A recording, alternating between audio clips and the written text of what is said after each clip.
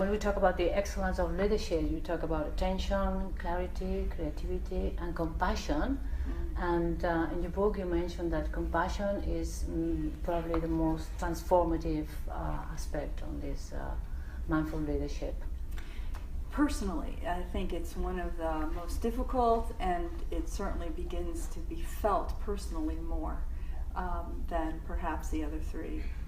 But you need all four. But the compassion, the way the Institute for Mindful Leadership defines compassion as understanding, deep understanding.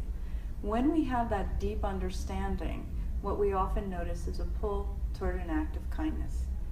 And the most difficult kind of compassion for professionals is, perhaps not surprisingly, self-compassion. So we have a strong sense as leaders to care for people. We want to care for our teams, we want to care for our family, we want to care for our community. We forget to put ourselves on the to-do list. If we're anywhere at all, we're all the way at the bottom. And yet it is critically important. Just as we can't truly love someone if we don't know how to love ourselves, we can't truly be compassionate leaders if we don't understand what it means to be self-compassionate.